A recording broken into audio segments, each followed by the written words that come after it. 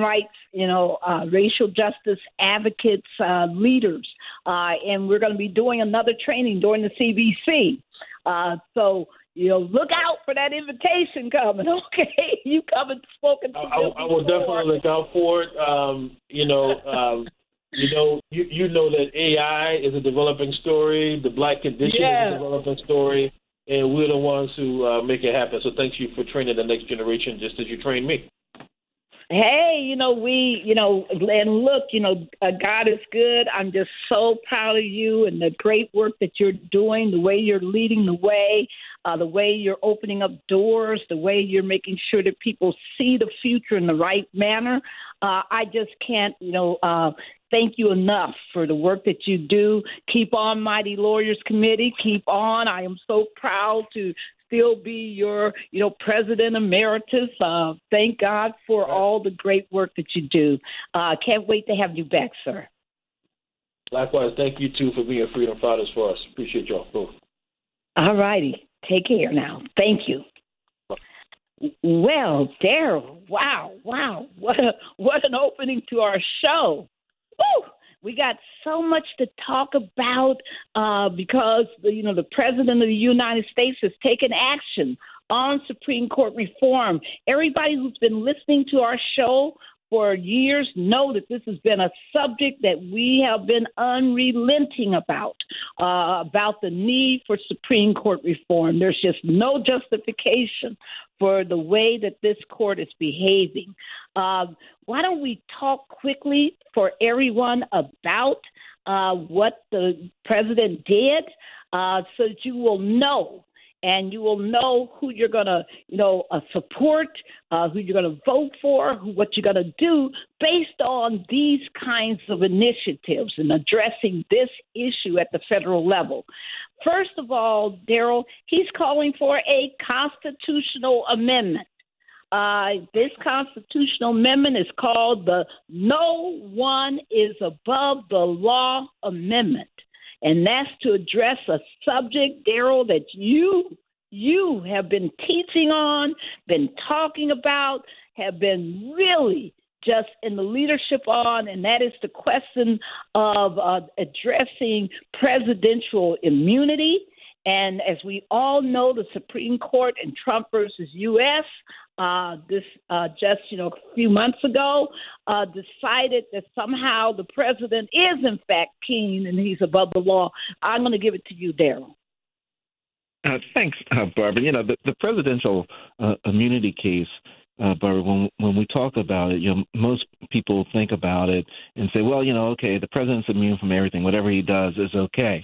But, the way that I try to roll this out, and I think President Biden hits the nail on the head when he talks about no one is above the law, because we say here in the United States that no one is above the law. But as we said when we were at the National Bar Association, if you're a reader, you'll remember an Orwellian book, right, Animal Farm, that said that all the animals on the farm are equal. Only some are more equal than others. And that's what they seem to be saying with this presidential immunity that the Supreme Court rolled out, that everybody in the country is equal. Everybody has to abide by the same laws. Only some are more equal than others. They don't necessarily need to abide by the same rules. And that's what that presidential immunity case does. So for President Biden to step it up and to say, you know what, no. Just because you're the president does not mean you should be immune from criminal acts that you do while you're serving in the capacity of president. That, I believe, has been the standard of what most Americans believed all along. And so, while the probability of the constitutional amendment passing isn't high, what it does, Barbara, is it raises it to the consciousness of the voter in the United States. That, remember, this is an issue. When you're out voting during this election cycle, you're going to be voting for potential people that will be in the Supreme Court that are making determinations, such as the decision that was made with the presidential immunity decision. But Barbara, as you laid out, I think very, very, very well and comprehensively, is that the other thing that President Biden is pushing for with his call for action, if you will, that he has now put out, are term limits for members of the Supreme Court who currently serve life terms. It would be held down to 18 years with his suggestion, Barbara. Yes, and people should know that the United States is the only, you heard me, not one, but the only major constitutional democracy that gives lifetime seats to its high court justices. Nobody else does this. The theory of lifetime, service was that this would make people independent, that they would, govern. They would not govern, but that they would rule in accordance with, dictates of the Constitution. That they would try to, follow statutory regulations, would represent and respect the separation of powers in the between the executive branch, the legislative branch, and the judiciary. That they would do these things, and it was never thought that you would have a runaway supermajority that would be totally out of touch, an ultra-right majority that only represents a small percentage of the American population's ideology, that they would impose that upon all of us. And have, lifetime tenure to hide behind, that one president can, appoint 3 to 4 members of the court and just change everything. That was never the intent. The intent was that you were going to have this high level of high-minded people, but what we've gotten instead is the exact opposite.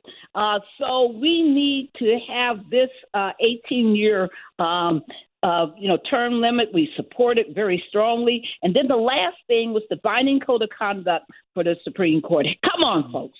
How in the world does a justice sit up on the court and get over $4.7 million in gifts and vacations and private planes and people buying homes for it, and relatives getting special money from people who have cases that are being argued before the Supreme Court, who are making decisions on cases that they should recuse themselves for because their wives are involved, their spouses are involved, or because they have shown a political inclination in favor of one side or the other. That is unacceptable. Nowhere else do you have these courts sitting. No other federal court except for the Supreme Court, sits around with an unenforceable, not even a real code of ethics. No other, you can't be a member of Congress and not adhere to a ethical code. This makes zero sense. So it is so important that we support these reforms immediately. Right, Daryl? Well, yeah, Bart. And, it's interesting because when you're talking about the ethics for the Supreme Court, the Supreme Court is the only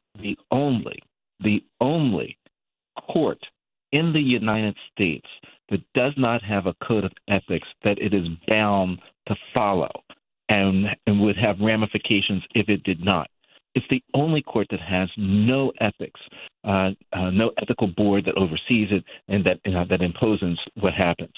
And so when we look at that, and we understand that there are some federal judges, Barbara, that have been retiring, right, resigning, leaving office, rather than sit and watch what's happening with the Supreme Court because they're so disgusted by what they're seeing. And that's an incredible statement that's being made. And let's me, Barbara, I got to put it in the political sense, right?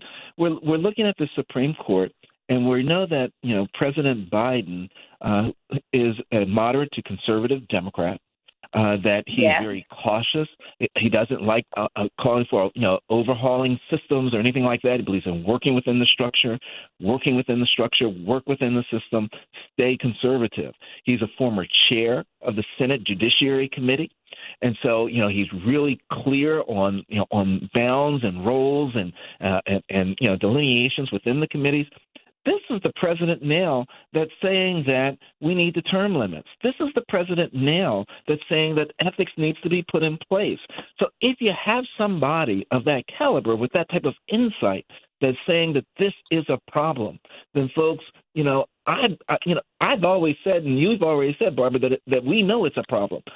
Now we have from the inside saying it's a problem. So, folks, we've got to take this under consideration, and we've got to work toward building a structure that would be put in place for the court system, and whether that's involving the term limits or if it's involving the expansion of the court, whatever it is. We know that right now we have a Supreme Court of 9, and that the majority of this Supreme Court has a minority populist opinion, meaning that the presidents that appointed the majority of the justices that are on the Supreme Court were presidents that lost the popular vote. Absolutely. So, again, we start addressing what, Barbara? The Electoral College. My goodness. Exactly. And reflecting America's values. Absolutely, folks. So please support those reforms. But one other thing that we must talk about, there are two other things real quickly, everyone. Be sure that you're listening right now and that you're registered and are listening to the African American Policy Forum's Critical Race Theory Summer School. It's going on right this moment, folks, and it's fabulous. You and I am on the faculty and will be speaking on a Friday. So be sure to go to AAPF.org, AAPF.org. We spoke about this last week and support it. But also, importantly, we're having a reception next week, Daryl. August 6th is our Voting Rights Champion reception, and we want everybody to come and to support it. We want people to be there because we're recognizing the incredible Betty Boynton, who was a Bloody Sunday foot soldier at 15. She got a story to tell you that you will want to hear. We're recognizing the incredible State Senator Vincent Hughes from Pennsylvania, who is a mighty fighter for justice, and he will be there as one of our honorees. We want you to join us and, support the Transformative Justice Coalition, our organization, for our work that we do with young people, for training, young Gen Z and young millennials. Help us to be part of that. You can go to www.tjcoalition.org, tjcoalition.org, to get tickets, to make donations. And remember that we are a non-profit, so we are IRS tax deductible. So please do that. Right, Daryl? Absolutely, Barbara. I want to be certain that we certainly take a moment to thank Damon Hewitt with the Lawyers Committee for Civil Rights Under Law for spending so much time with us as he continues to work for justice across the board. We're just very, very appreciative of Attorney Hewitt and all that he has done.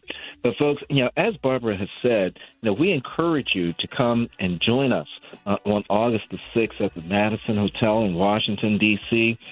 For this voting rights, celebration, the Voting Rights Act celebration. And boy, when we lift up Betty Boynton and you have a chance to hear what it was like for her to walk across that bridge, you won't want to miss it. Come join us soon, folks. Until next Tuesday, noon Eastern Standard Time, peace, everybody. Peace.